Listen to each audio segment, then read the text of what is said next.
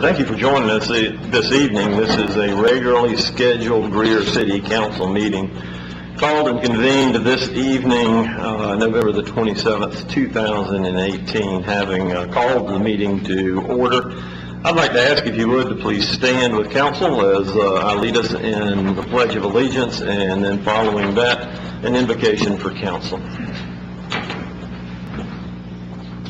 I pledge allegiance to the flag of the United States of America and to the republic for which it stands, one nation, under God, indivisible, with liberty and justice for all.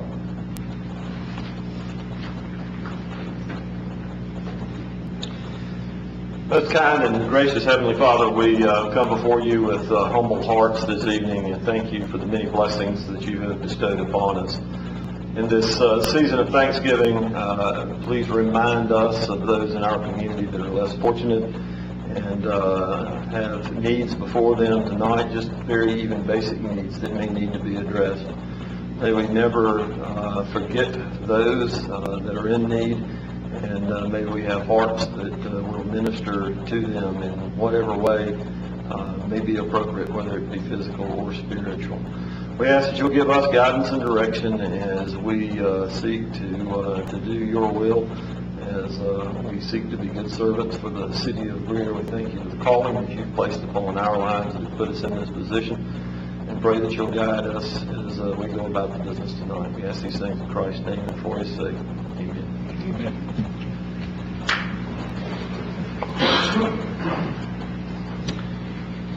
Ms. Adams, anybody to appear in public forum this evening? No, sir. With that, council, we'll move to the minutes of the council meeting from November the 13th. I'll entertain a motion they be received. So moved. Have a motion. Do I hear a second? Second. Have a motion and a second. Any items of note for the clerk? Hearing none. Ms. Adams? Mr. Earwood? Yes. Mr. Dumas? Yes. Mr. Bettis? Yes. Ms. Albert? Yes. Mayor Danner? Yes. Council departmental reports are contained in your packet. Information can be obtained from a department head or Mr. Driggers in regards to additional information that you may need in that regard. We have a financial update from Mr. Seifert. Thank you, Mayor and Council.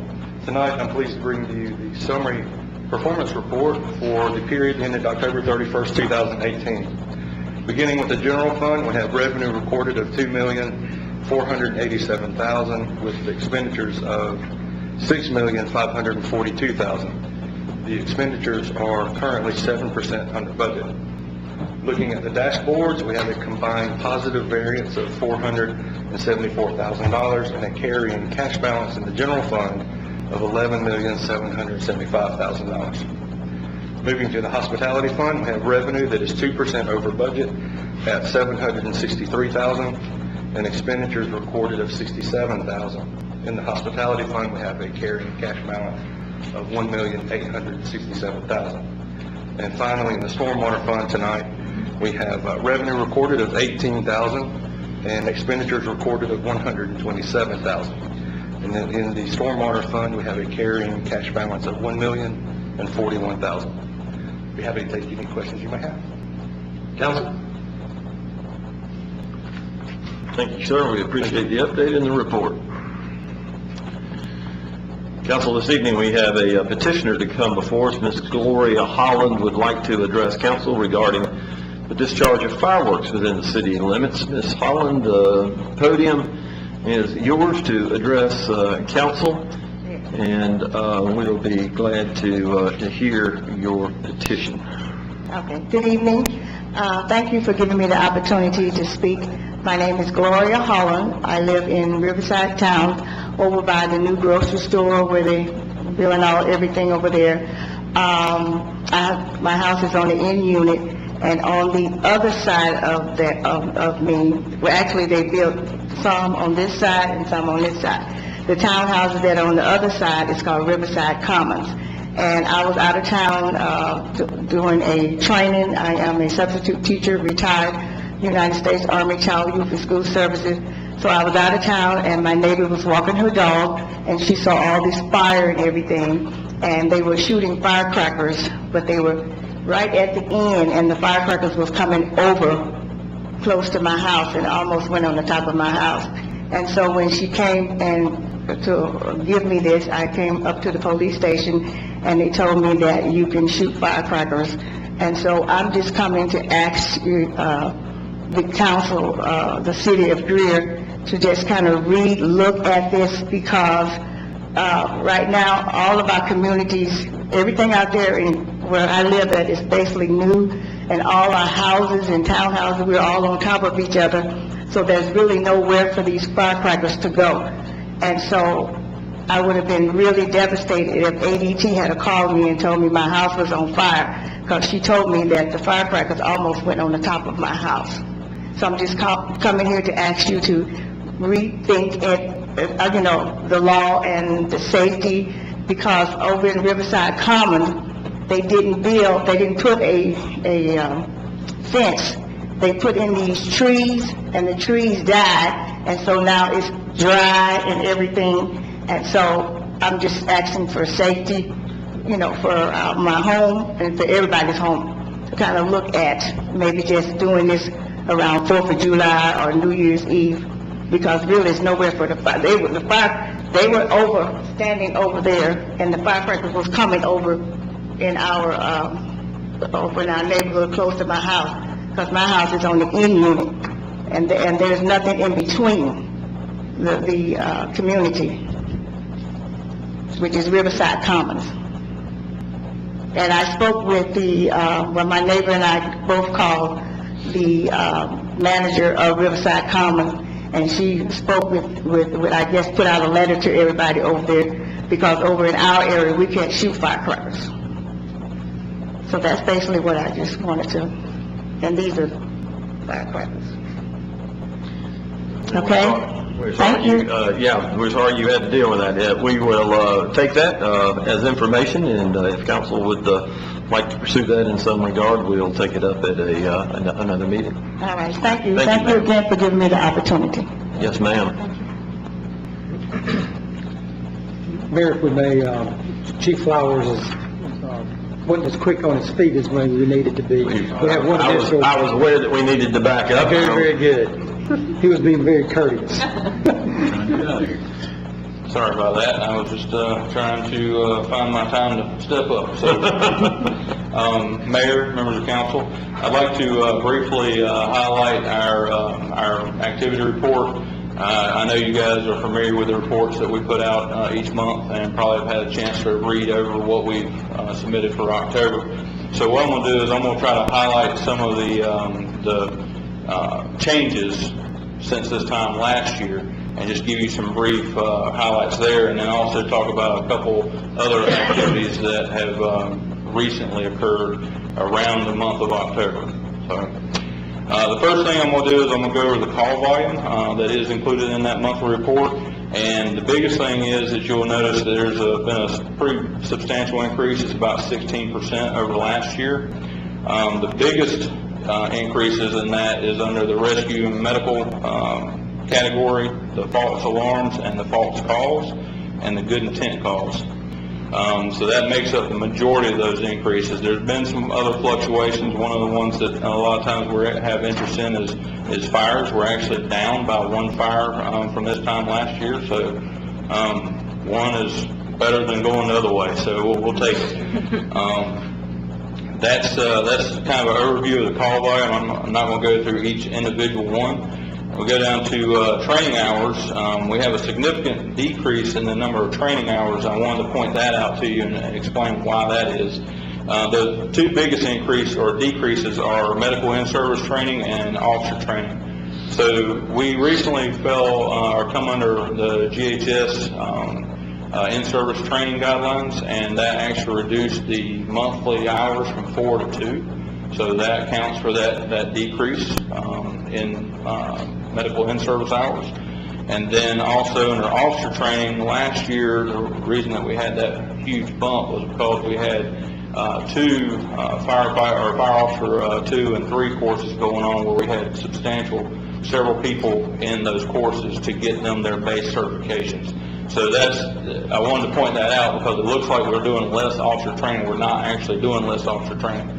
It's actually because we had the initial certification training where you had several people in a 40-hour class, or even in some cases an 80-hour class, that is not an annual repeat. So that's why that's the case. The company training, what we do on a regular basis, is actually up by almost 3% over this time last year. So that's where we focus a lot of our efforts in training, is that company training, to be more efficient in our deployment of resources.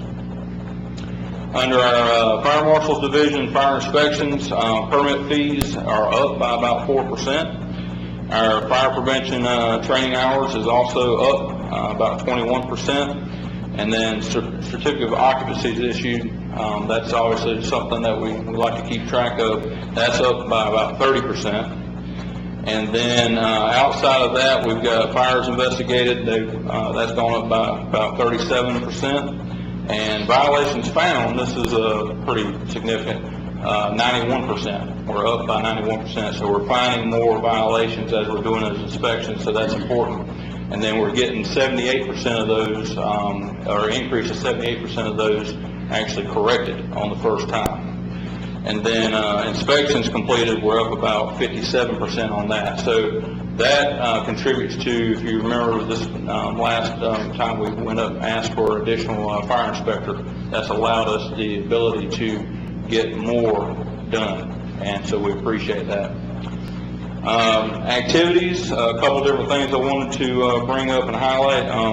Mr. Airwood may remember this name, Carl Miller. Carl Miller was a volunteer firefighter with the city of Greer, and back in 1927 he passed away fighting a fire at the McCullen's 5 and Dime store. Up until recently, he had not been recognized at the National Fire Academy. This past October, again, October being Fire Prevention Month, the South Carolina Firefighters Association arranged for all of the firefighters in South Carolina that died prior to 1981 to be recognized at the National Fallen Firefighters Memorial. So now there is an actual brick there in that Walk of Honor that recognizes Carl Miller. So I wanted to point that out. We've had one new hire, and we have a new EMT, we have a new paramedic, and we have one additional person who is scheduled to take his paramedic exam soon. That brings us up to 100% EMT for all of our suppression personnel. So everybody that's in suppression is an EMT or higher now. So that's a big accomplishment. And Scott would probably be mad at me for sharing this information, but I'm going to do it anyway. Scott has recently obtained his ICC Fire Marshal certification, as well as his ICC Code Officials certification. So he is joint certified in that. As some of you know, and as I was sharing with Mr. Airwood right before the meeting, we have rolled out the new CAD system, which also happened in October. So it's been very busy. Along with that, we've included MDTs, mobile data terminals, and all of our frontline apparatus that have AVL capability. So we're actually able to dispatch the closest unit to the incident based off of what the incident is and the needs of that incident. I'll explain that a little bit more here in a minute.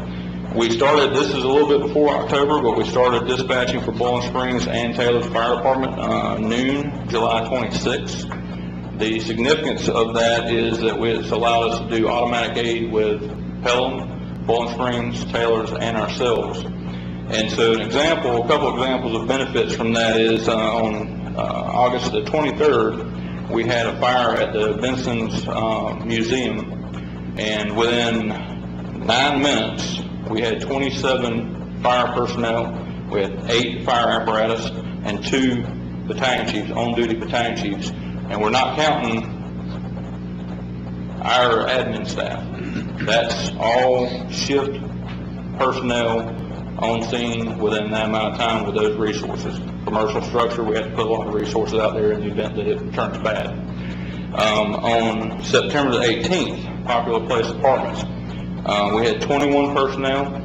We had 8 fire apparatus. We had 1 on-duty battalion chief, and Taylor's Fire Department actually provided a engine company, fully staffed engine company, at our main station to stand by from 11:30 that morning to 9 o'clock that night. and they covered 3 additional incidents while we were still tied up on that call at Popular Place Apartments. So I shared all that just to say this, you know, working together, working with our neighbors, and the new CAD system and the rollout of new technology has afforded us the opportunity to be able to be better stewards also and provide better resources to our community and our citizens. And, you know, our payback is that we also share that with our neighbors. And I wanted to say thank you to you all, because you have given us the resources to make that happen and the support to do so. And of course, Mr. Driggers, as well as, you know, allow us to do that. I'll take any questions you might have. Without the CAD system, Yes, sir. you were tied up all day. How would you have handled that previously? What would have been the... So what would happen previously would have been whoever was in charge of the incident, dispatch would have called them on the radio and said, we have this call, medical call, whatever. We don't have any resources to send. Who do you want to send? And then we would have to make a best guess as to who to send, not knowing whether or not they were actually available or they were actually out on some other call. So like Taylor's and Bowling Springs, we would have no idea with them. Pelham, we would know some of the time, but they're dispatched primarily through Spartanburg County. They're dispatched by us when they're coming into the city, or if they are dispatched as part of an automatic aid with us or Bowling Springs or Taylor's. Chief, mentioned about that call we were discussing, turned out not to be anything, but it was a structure fire that Taylor's had. Mm-hmm. But the system put in the trucks and... Right. So what happens is with this system, it's dynamic in the way it looks at the resources, and if they don't have a specific unit available, but they need that type of unit to go, so let's say a rescue truck, and they don't have a rescue that's available and it's dispatched them to a call in their district, then it will look and see where it can pull a rescue from, and in a lot of cases it'll be us, and so they'll pull a rescue from us. Something else as an example with Taylor's, they cross-staff 2 different units, their rescue truck and their ladder truck.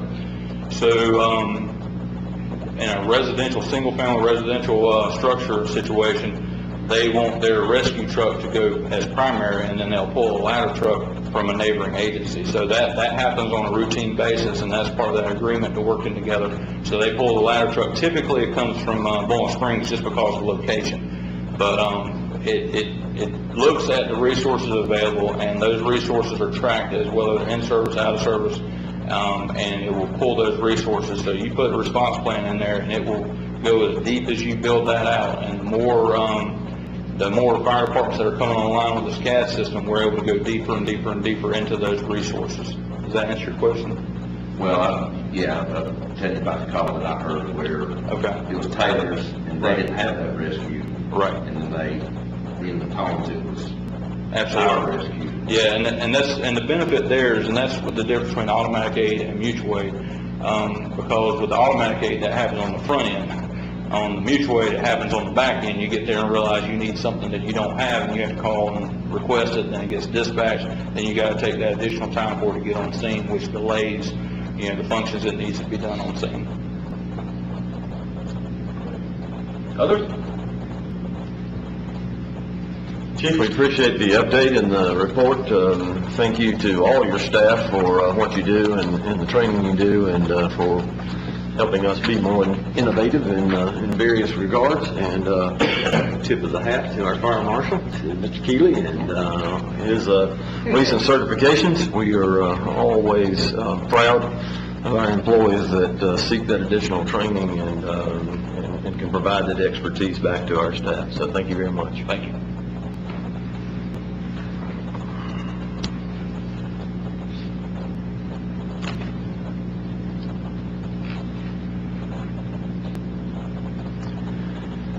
All right, Council, let me see if I can get us back on track here. We are joined this evening by Mr. John Lomas. John is the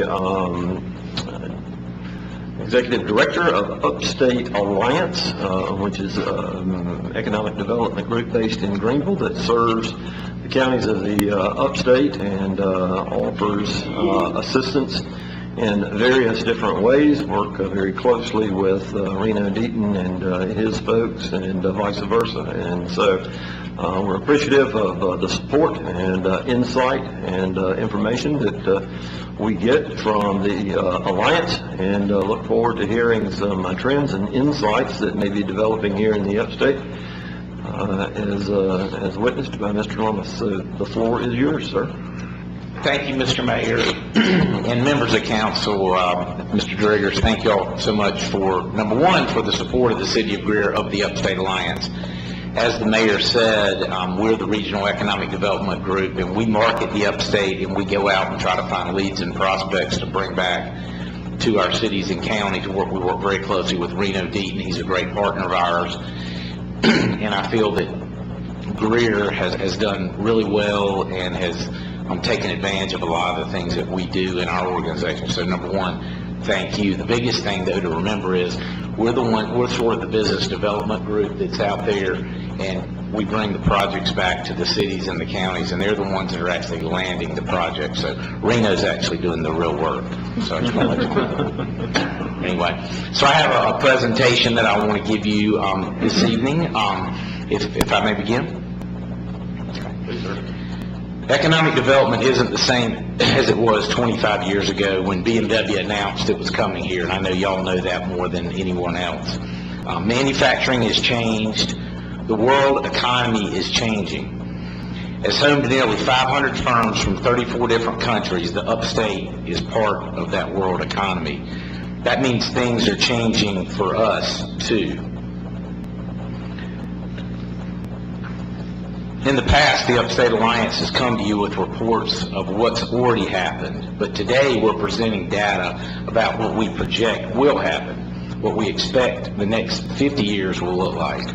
We're seeing new opportunities for communities in our region that we want you to know about, because we believe your community will leave money and jobs on the table if we don't respond to three major disruptive trends. First major trend is the change in project size. Economic development success used to hinge on attracting large manufacturers. Bring in a big company, bring in lots of jobs, huge win. But fewer big opportunities will exist over the next 5 years. That's true here in the upstate, and it's true in every part of the U.S. Here's the data we've crunched and what it tells us. Major projects are down 50% over the last 10 years. Not just here, but nationwide. For us, projects that bring more than 50 jobs or over $1 million in investment have declined. Meanwhile, middle market firms are where we find the growth. And we define middle market firms as those that have between $10 million and $100 million in gross revenue each year. Mid-sized companies have created the most new jobs, 72% of new jobs in the U.S. When we look back the last 20 years, we saw something else. 86% of jobs created in South Carolina were by firms that are already here. That's your existing industry and your existing business. This is where we see the best opportunities, attracting more mid-sized and small firms and helping your community expand existing companies. And I know Reno does a really good job with this in y'all's community. Imagine a small technology firm relocates to your community. They come here to support one of the big manufacturing sectors. Automotive is an obvious one here for Greer. This small firm adds to your economy quickly. They don't need a big infrastructure investment. They don't require a large skilled workforce you aren't able to provide. But they do hire local support staff for local services, and they use a bank, an attorney, a local CPA. They buy or rent office space. They eat in your restaurants, shop with your merchants, and support your local community projects. Imagine this one firm attracts other small firms that like what they see, or other companies that want to collaborate with them. Those new small firms also come to your community providing the same advantages without carrying the old economic development burdens. You start to see how this disruptive trend can become a beneficial one in many ways. Small and mid-sized firms can bring money and jobs. To take advantage of it, first we had to recognize the opportunity, and now we have to build support. Reward our economic development teams for pursuing these smaller but valuable projects, and tell these economic development success stories in a way that gets people excited. The second disruptive trend we see goes hand in hand with the first one, because trend number 2 is a growing demand for innovation. When economic development is tied to manufacturing, you may worry about what innovation means. Maybe you worry it's a code word for automation, which will mean a reduction in hiring. But if we don't embrace innovation, if we equate innovation to fewer jobs, we're not going to attract new companies. So to respond to this second disruptive trend, our strategy at the Upstate Alliance is to be an innovation connector. Here's why innovation is critical to our plans. Our data shows that on average, it took 5 employees in 2015 to produce 1 million of manufactured goods. Back in 1980, the same amount of production took 25 employees. Tasks performed by robots are expected to increase from 10% to 25% in the next 10 years. With automation, external sources and services are more important. Local labor costs matter less. That's a big change for us to embrace because, as you all know, labor cost has been a way we've sold companies on coming here. Now manufacturers want to go where service firms and talent are available. We can take what we've learned from automotive and build on it. We're in a great position to become innovation specialists in aerospace and advanced materials too. Advanced materials is a broad category and can include anything from nanotechnology to new fabrics and carbon fibers.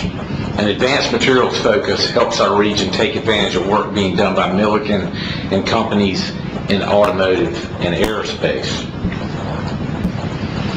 For all of us, the key to making the most of this trend is to embrace it. Not view it as the end of manufacturing jobs, but as the key to building a strong regional economy. The third major trend that's changing the upstate is our expanding and changing role in the world market. As you know, we first attracted foreign companies to our region for the low cost of doing business here. Then we built infrastructure. We learned how to work in a global market. We perfected our exporting processes. Now, 25 years later, we are a great base for exporting, as you see with BMW exporting 70% of the cars that they make in that facility. There are new ways for us to take better advantage of that, and strong reasons to build our participation in the world market. The numbers look good.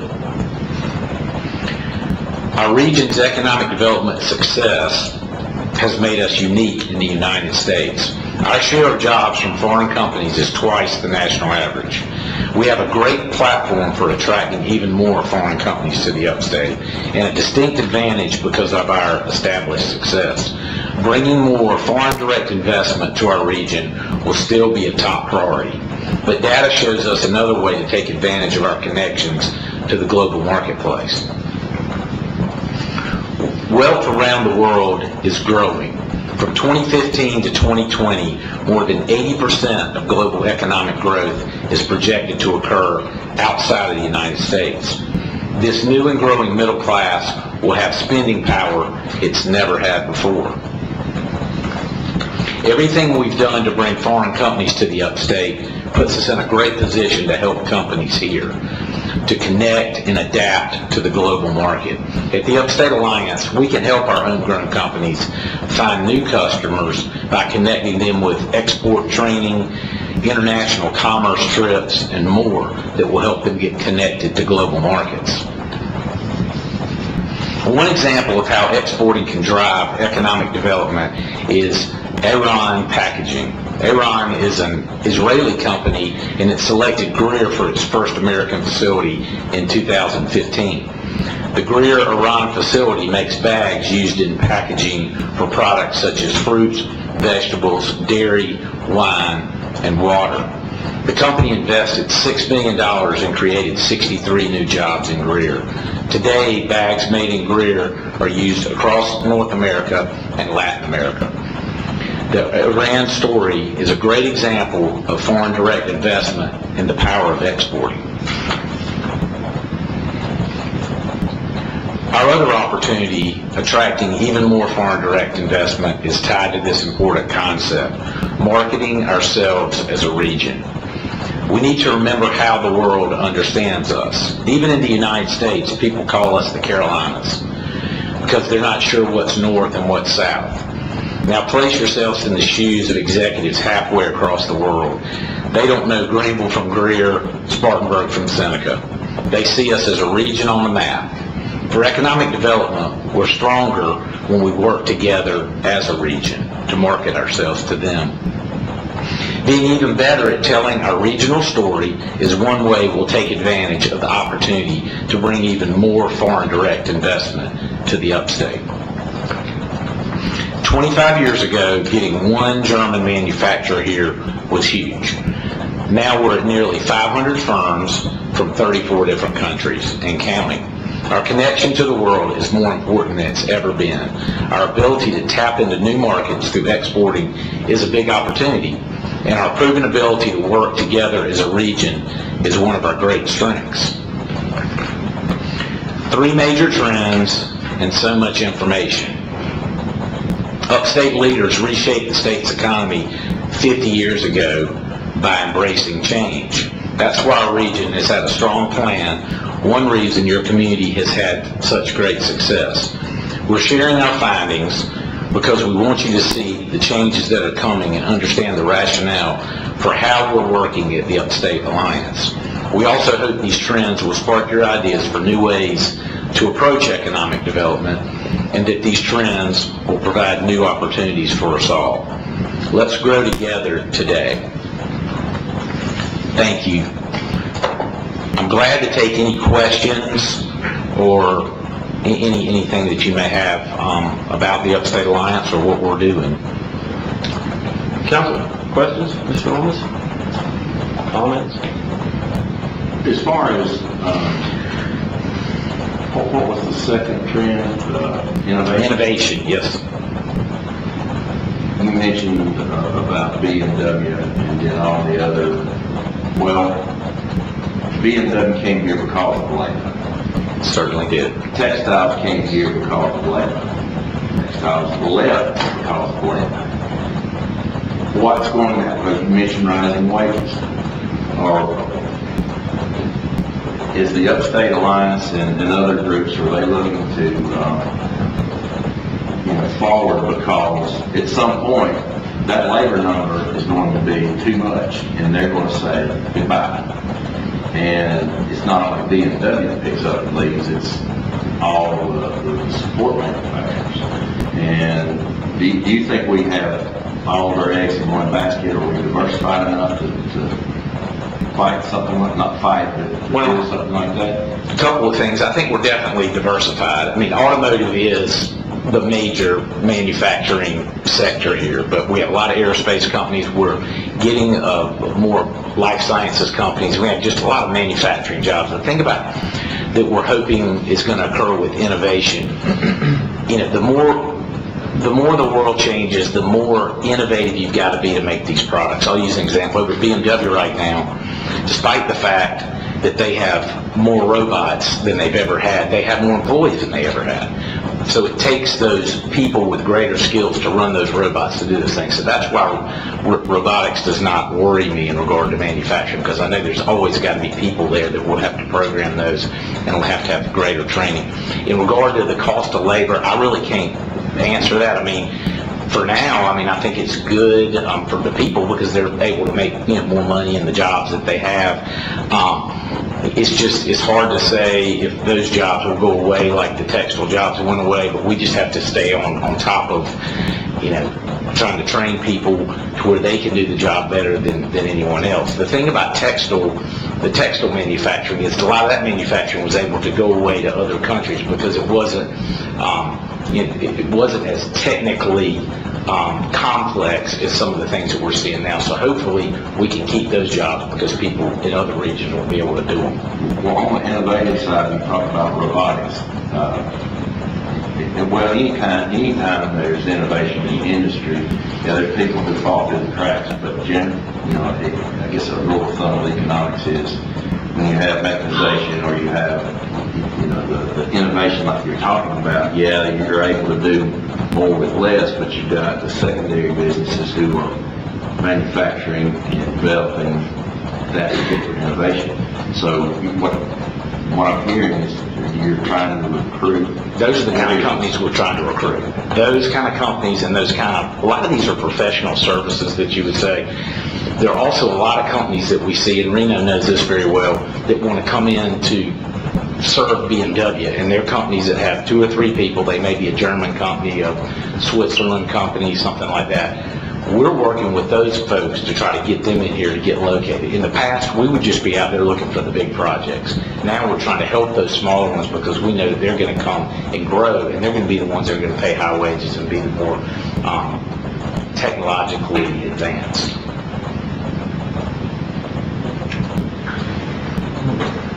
John, about being as apolitical as we possibly can, are you hearing or getting any feedback in regards to businesses in our area that either have been or have not been affected by the tariffs? I mean, I know there's a lot of talk about that. I know that shortly after they were announced, there was a host of German reporters here trying to get quotes, and different people spoke to that. What's the status, or what do you see going on? In regard to recruiting, we have been hearing that from companies that some of them are kind of putting the brakes on a little bit right now because they don't know what's going to happen with tariffs after January the 1st. They don't know how things are going to go. So particularly some of the European companies have been a little bit wary. We've seen less Chinese projects recently in some areas, but in some sectors, but in other sectors we've seen more. So that's kind of been unusual there. But I would say that it's affected the companies that are looking here more just because of the instability, and they don't really know what's going to happen. In regard to local existing companies, there are a lot of unknowns out there. I'll give you an example of one that's not in Greer, but that we've talked to, is Electrolux over in Anderson. They were hurt by the steel tariffs, by the aluminum tariffs, and the compressors that they have, they are not made in the U.S. They have to get those from China, so those had the huge tariffs. So that's causing, so those kind of companies that are making products that they're having to bring in and that have, the foreign steel and aluminum are really being affected. So I think that in the overall, it's affecting our economy because we're a manufacturing, exporting economy. So if you're an exporter, you're going to be exposed to tariffs more so than just a company that's, buying and selling domestically. Others? John, how competitive are we regionally with our labor force? I know that during the governor's campaign, I remember he visited a few months ago and he talked about how we just didn't have a whole lot of people ready to make that transition into manufacturing, and just curious if we're starting to kind of bridge that gap a little bit. I think that we actually have a very competitive workforce here. I mean, we need to do a better job getting students in the middle school and the high schools to go into the manufacturing type technological careers. We've got to do that. But I think with our system that we've got with the technical colleges, with Ready SC, with Apprenticeship Carolina, we have as good a system or better than our competitors. But we're at 3% unemployment, so it's a tight labor force, so we need to find as many people as possible to go into those jobs. So that's the problem, is the tightness of the labor force. But long term, the way that we'll improve is to get more students looking at those kind of careers, because that's how we're going to keep the manufacturing here. But I think that we're very competitive with Georgia and North Carolina and Alabama and some of those in that regard.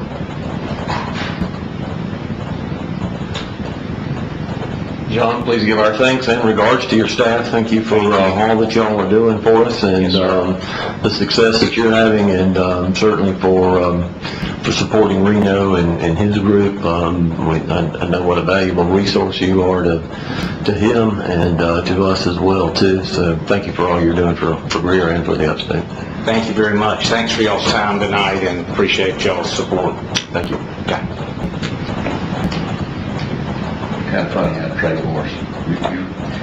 You just reminisce, remember the meeting we had in Columbia, and the speaker was a senator that he was the same age as, oh gosh, he's a federal guy. Anyway, he lived down in Isle of Palms, a big house down there, and he spoke to us and talked about textiles, and he said, oh, we need a trade war, we need a trade war. And so it's kind of funny how both sides, play it, trying to be apolitical, both sides done things like that. Yeah. Joe's kind of funny. That was Joe's thing. Yeah. Fritz Hollings. That's it. It was Fritz Hollings. That's right. Yeah, he addressed the municipal conference at Hilton at that time. Mr. Driggers, it's time for your administrator's report. The floor is yours, sir. Thank you, sir. Mostly just a reminder of some upcoming events that are taking place here in the community. Later this week, on Thursday evening, an event downtown, Rocking Around Trade Street. It will be taking place, a number of events outside, opportunities for folks to come and visit some of our businesses downtown, as well as an opportunity to visit with Santa this week as well. Our vintage marketplace will be taking place at the same time that our Christmas in Greer Station is occurring. As part of those weekend activities next weekend, we'll have our tree lighting on Friday evening, our Supper with Santa, which is our exclusive event for our team members to come in the night of the tree lighting, have an opportunity to have supper with Santa for members of Team Greer. Then, of course, we have our sold-out event on Saturday morning, 3 sessions of breakfast with Santa. Wonderful event that will be taking place down at the Cannon Center on Saturday morning, and of course the annual Christmas parade on Sunday afternoon.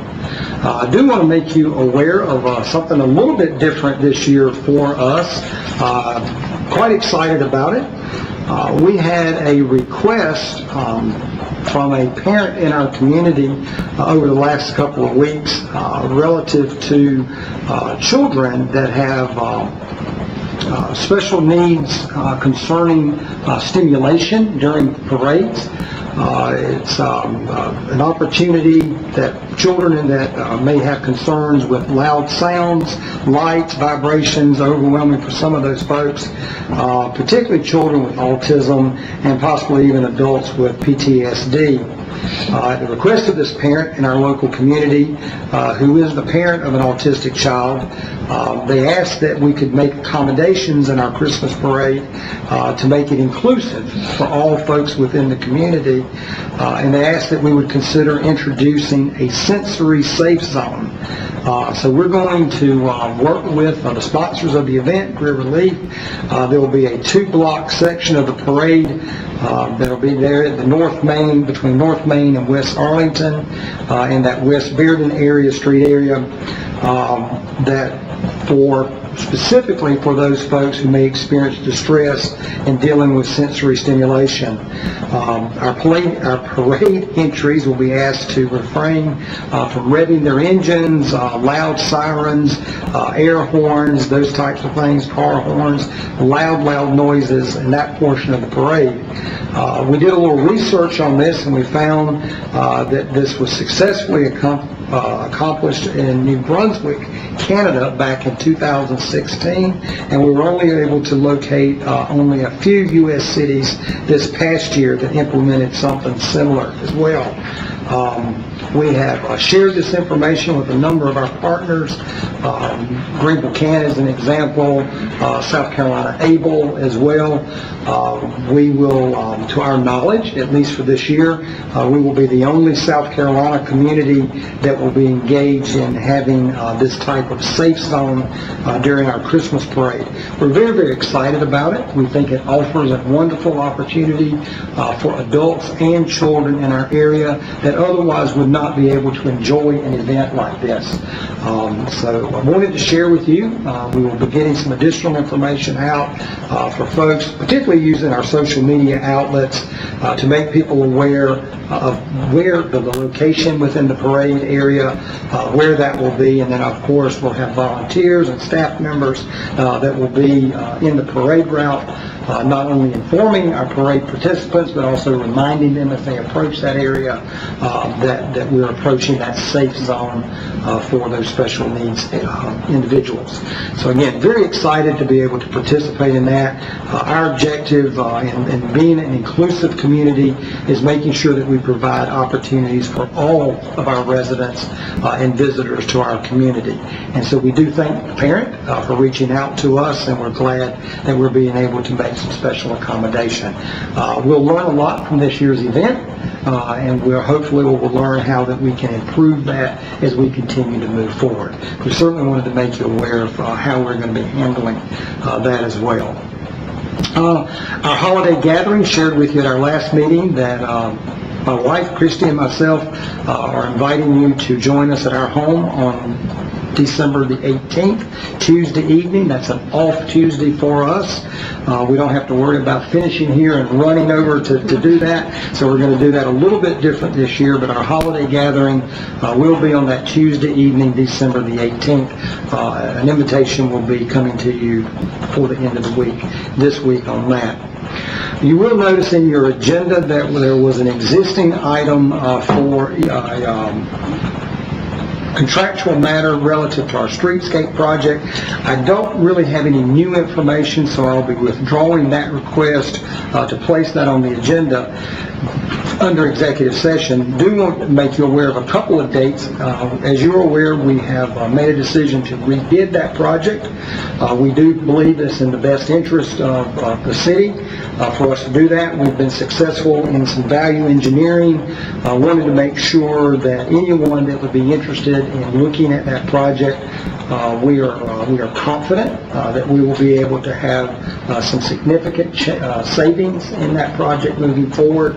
All of those documents have now been out. We are advertising under the South Carolina Business Opportunity publication called SCIBO. That went out Friday week. We will have a mandatory pre-bid conference on December the 4th, next Tuesday, and our bid opening is scheduled for December the 12th. Our project completion is still scheduled June 30th, 2020, so we're not losing any time in that process. We're very, very hopeful that we will attract additional contractors in this process, but one of the things that we are learning is that large contractors that are able to do jobs of this scope, they have work, and they have lots of work, and it's a very competitive market. And so we want to see how those projects will come in, what they will look like, and then we will bring information back to you once we've received that information as well. Again, very, very hopeful that we're going to see some substantial savings.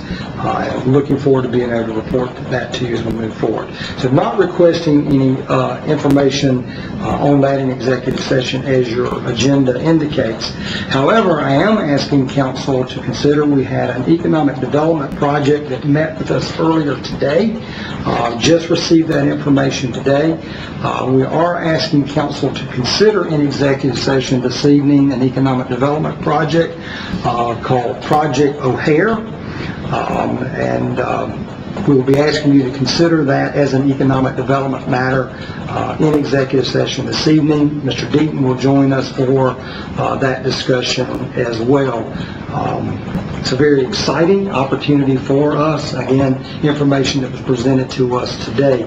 We will not request any action following executive session relative to this matter. This is information that we would like to share with you in preparation for your next meeting, December the 11th, that would have a regular agenda item, most significant to an annexation and economic incentives that we would be able to offer to this project moving forward. I've shared that information with Councilmember Dumas and asking that he would offer that as a motion to go into executive session in that session at that appropriate time. That concludes my report. Certainly available to answer any questions if any of you may have at this time. Thank you, sir. Thank you.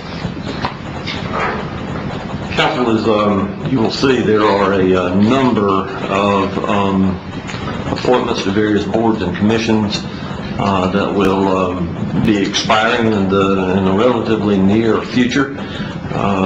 We will address those this evening. Please take note of particularly the appointments that are done by district. I would ask that if you're not prepared tonight to contact the department head or a staff member that works with that group to see if there's any indication of that person's willingness to continue to serve or not, so that you can be prepared to hopefully make a recommendation for our meeting in December. As Mr. Seifert comes to the podium, I'm going to assume that since we've got 4 members of our hospitality industry representatives group with terms that expire at the end of the year, he is bringing us some additional information in that regard. So the floor is yours, sir. Thank you, Mayor. In addition to those 4 individuals in the hospitality industry, there is one additional in the cultural organization representative, as well as 2 general public representatives that are all expiring at the same time, which is December 31st. Wanted to update you on the process where we are with this committee. We've been working to either see if any of these individuals are willing to serve again or find replacements. I've prepared a list at your pleasure and then at your direction as how you would wish us to proceed. Of the 7 individuals, we have a current proposed slate of 6 that we have spoken with, and we've got a 7th one that we're awaiting his response before we proceed with that last individual. I can either pass these out to you tonight, or we can wait till another meeting till we have all 7. Just looking at the direction that we wish us to take. Thank you, sir. Council, any directive in that regard? Are they the same individuals, or are you replacing them? Of the original 7 that are detailed in the agenda, 1, 2, 3 declined to re-up, and of those 3 we have 2 replacements. So we're looking for that last one in the hotel industry that's required under state law. The other 6, we have 6 individuals that have agreed to continue or to serve, 4 of them continuing 2 minutes.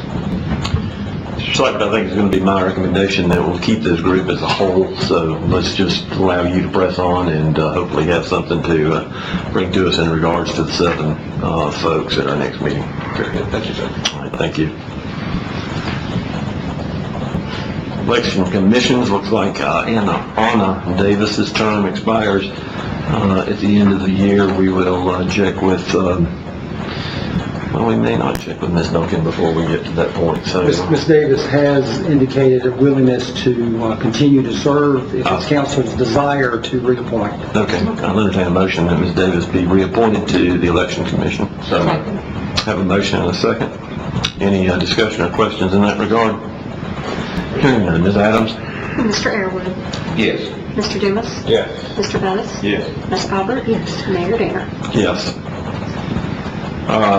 Council in districts 1, 2, 4, and 6, you'll see the names of Recreation Association Board trustees. It appears that District 1 has a vacancy to fill. There are terms expiring. For the other 3, is there any action in regards to the Recreation Association this evening? For District 1, and I want to make sure that I'm correct, the representation the recommendation comes from District 1, but they do not have to reside in District 1, is that correct?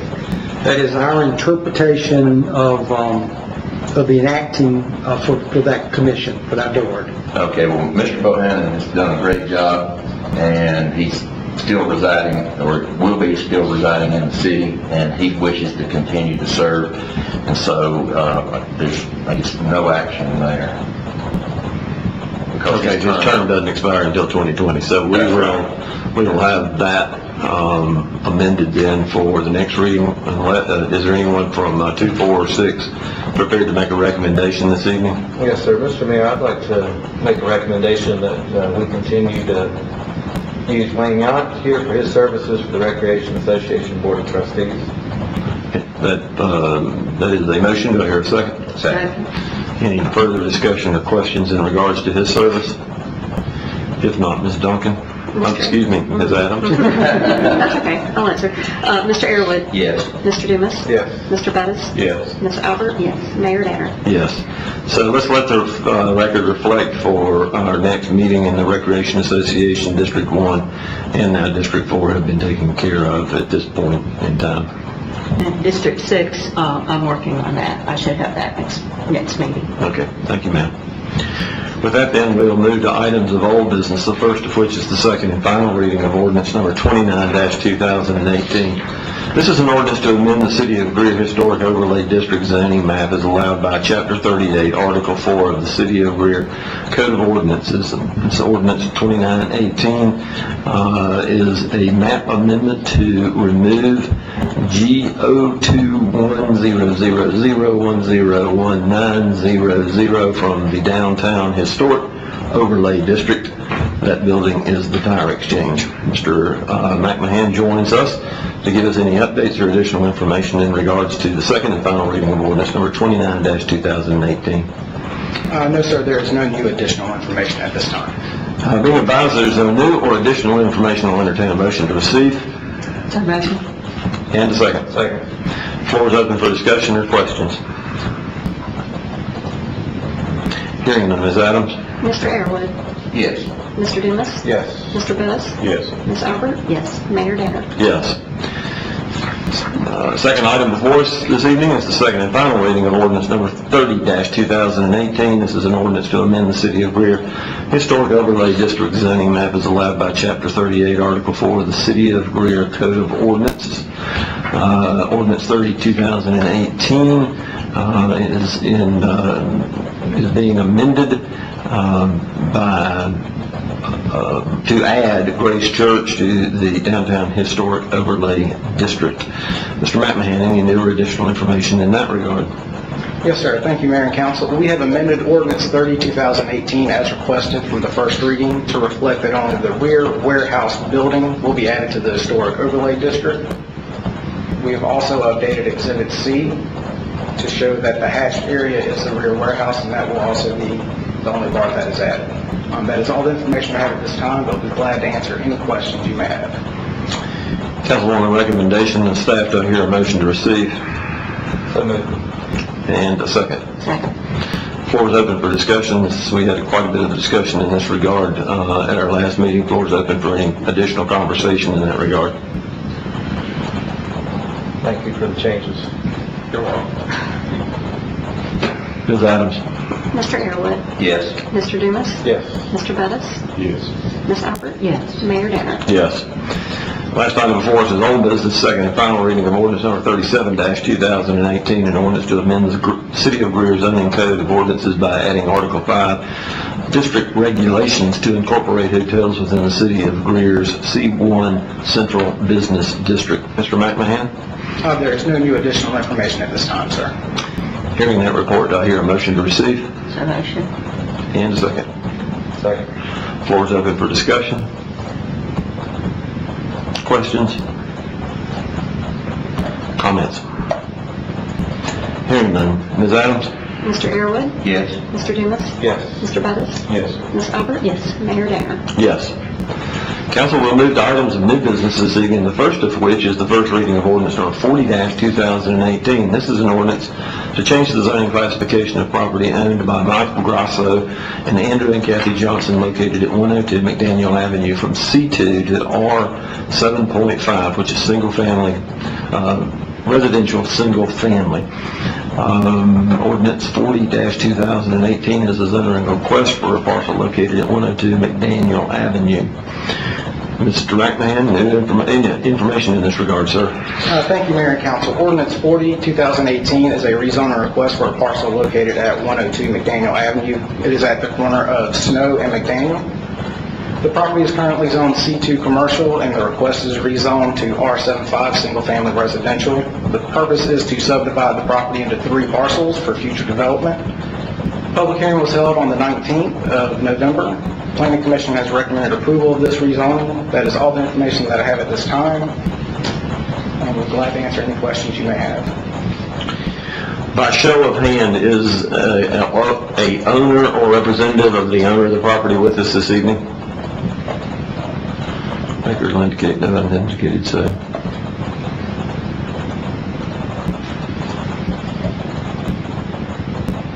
Council will entertain a motion to receive. So moved. Second. Have a motion and a second. Further discussion or questions in regards to 40-2018? Ms. Adams? Mr. Airwood? Yes. Mr. Dumas? Yes. Mr. Bettis? Yes. Ms. Albert? Yes. Mayor Danner? Yes.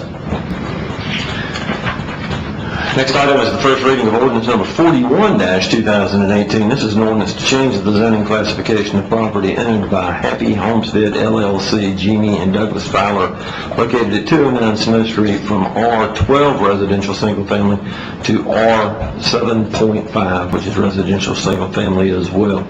Mr. McMahon. Thank you, Mayor and Council. Again, ordinance 41-2018 is a rezoning request for a parcel located at 209 Snow Street. The current zoning of the property is R12 single-family residential. The request is to rezone to R75 single-family residential to subdivide the property into 2 parcels and to build a single-family residence on the new parcel. Public hearing was held on November 19th. Planning Commission has recommended approval of this rezoning request. That's all the information we have at this time, but we're glad to answer any questions you may have. I'll entertain a motion. So, Second. Motion and second. Floor is open for discussion. is this project tied to the ordinance number 40-2018, or are these separate projects? Completely separate, yes, sir.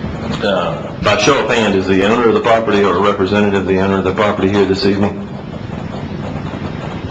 No one indicated so. I'm sorry. Go ahead, Mr. Elwood. 209, I want to make sure that I'm clear about it, but this residence has been remodeled before, and there's been a lot of, the owner's done a lot. Yes, exactly. Yeah. It's kind of right there in the middle of Snow Street. Right. Questions? Comments? Hearing none. Ms. Adams? Mr. Airwood? Yes. Mr. Dumas? Yes. Mr. Bettis? Yes. Ms. Albert? Yes. Mayor Danner? Yes. Council, next item before us is the first reading of ordinance number 42-2018. This is an ordinance to change the zoning classification of property owned by Mary Green, located at 551 Abner Creek Road from RS Residential Suburban District to R12 Residential Single Family District. Mr. McMahon, information in regards to ordinance 42-2018. Yes, sir. Thank you, Mayor and Council. Ordinance 42-2018 is a rezoning request for a parcel located at 551 Abner Creek Road. The property is currently zoned RS Residential Suburban, and the request is to rezone to R12 Single Family Residential for future development of Phase 2 of the subdivision that is currently located to its south. It is called the Courtyards at Greer. The property to the south was recently rezoned in July of 2018 and is currently undergoing a preliminary plat process. The public hearing was held on the 19th of November, and Planning Commission has recommended approval of this rezoning request. That is all the information I have at this time, but we'll be glad to answer any questions you may have. Thank you. I'll entertain a motion to receive. So moved. Second. And a second.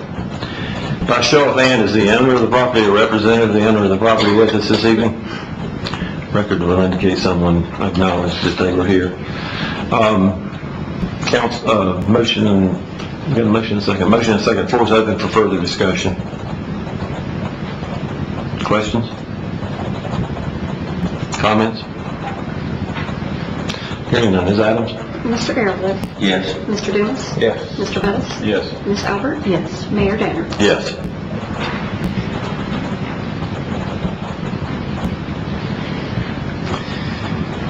Last item we have before us in terms of new business this evening is first reading of ordinance number 43-2018, an ordinance to amend the City of Greer Code of Ordinances, Chapter 14, Article 2, Section 14-31 International Building Code adopted. Fire Zone District conflicts by amending the boundaries of the Fire Zone District. Mr. Keeley,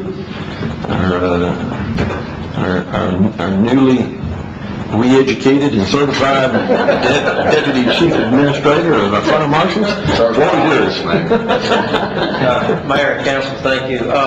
We're coming before you tonight to ask you to modify the city code, and doing research on this, it looked like it was probably late 70s, early 80s, that this was, code was written and it was tied to the C1 zoning. And looking at how C1 zoning has kind of sprawled out through Exhibit A, we're now asking to do a geographical area, basically of the Trade Street area. And there's, it tells you through the ordinance from South Main extending down to School Street, down to basically the railroad track, over to Trade Street, and then over to coming up Depot on the left side, and then back up to the left side of East Poinsett.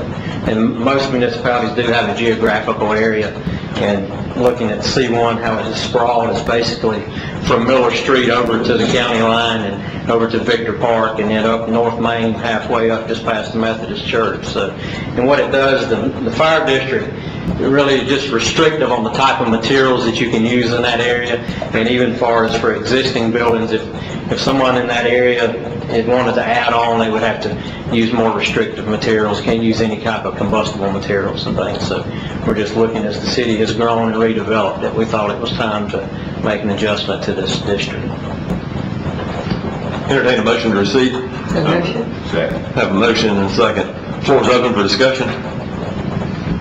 So you couldn't use any combustible materials? Right, it's very limited.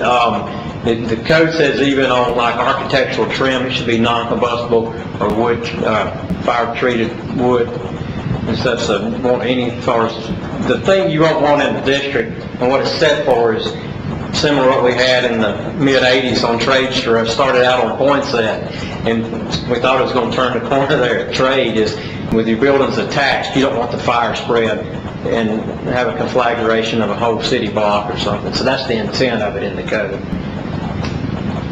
So how do we rectify situations like where a historic building is being built in let's say the people that regulate that call for all wooden windows and doors? We have to look at that far as we try to use the best materials now. Luckily, there's a lot of materials that we can use that are non-combustible. One of the things, one of the tenants there, I think at the 302 building, he's wanting to put a small deck out there where there is something that's called ironwood. It's very expensive, very dense, but it does meet the flame spread ratings of the building far as for what it says, because you have 0 to 25 flame spread rating considered non-combustible.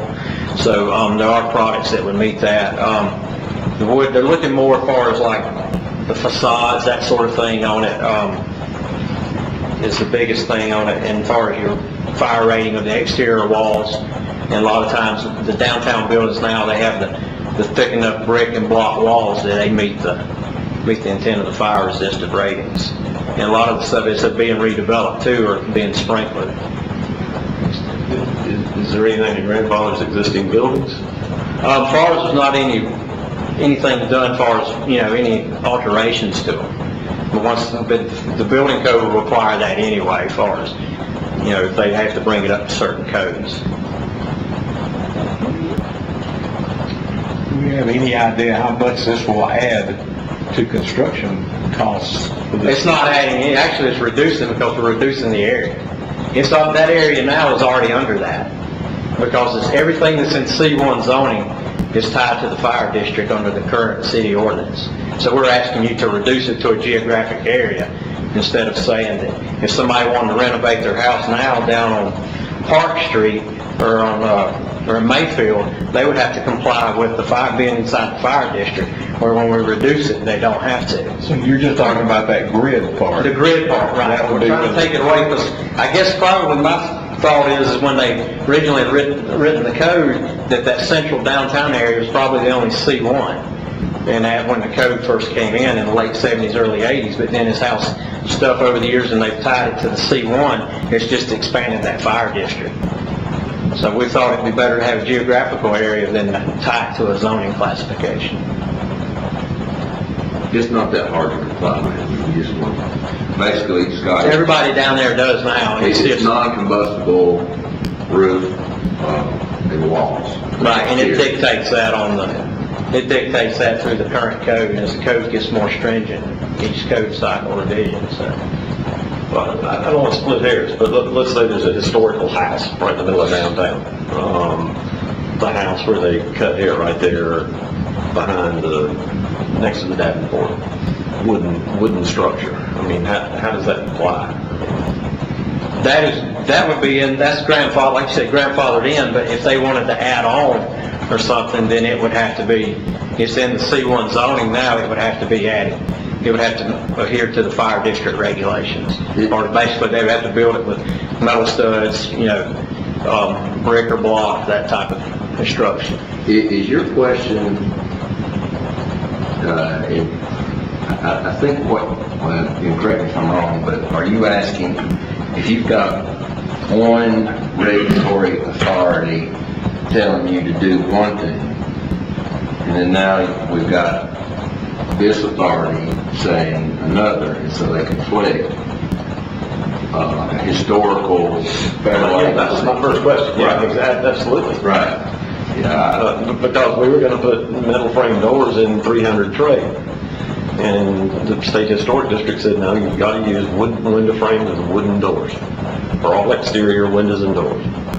And how do we reconcile that? Well, that doesn't fall under the architectural trim under the definition for them, so under the fire district. They're looking more, like I said before, like on the facade, that type of stuff. Or, if you came in and did some type of wanted to do a wood front on it or something, like I said, there's other ways of doing it with you have fiber boards now that look wood frame. Or you could use fire retardant treated wood, which typically is used a lot of times in commercial construction anyway, on a type 2, type 3 building that we have, non-combustible. Generally, you don't have to worry about wooden window. Yeah, the surface area is minute on that, it doesn't really. So what if somebody threw a firecracker at it?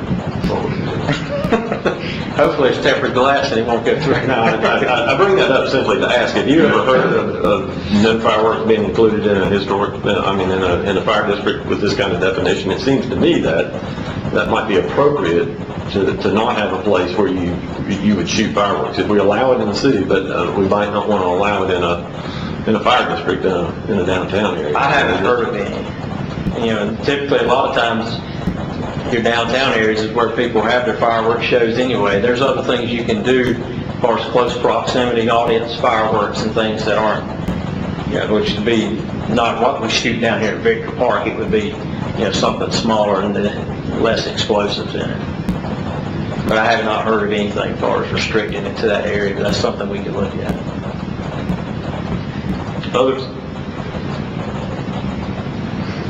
Ms. Adams? Mr. Arrowood. Yes. Mr. Dumas. Yes. Mr. Bettis. Yes. Ms. Albert. Yes. Sorry. Mayor Danner. No. Thank you, sir. We appreciate it. Council, we have finished our discussion in regards to regular order of meeting this evening. We have one item in executive session for consideration. Do I hear a motion to consider that item? Yes, sir. Mr. Mayor, just for informational purposes, I'd like to make a motion to enter into executive session to discuss an economic development matter pertaining to Project O'Hare, as allowed by State Statute 30-4-70A5. Entertain that as a motion to go into executive session. Do I hear a second? Second. Have a motion and a second. Ms. Adams? Mr. Airwood? Yes. Mr. Dumas? Yes. Mr. Bettis? Yes. Ms. Albert? Yes. Mayor Danner? Yes. Council, in executive session, we've taken no action in regards to any items that were before us this evening. Do I hear a motion to come out of executive session? So moved. Ms. Adams? We've got a motion and a second. Yes, sir. Mr. Airwood? Yes. Mr. Dumas? Yes. Mr. Bettis? Yes. Ms. Albert? Yes. Mayor Danner? Yes. Having no further stated business, stand adjourned.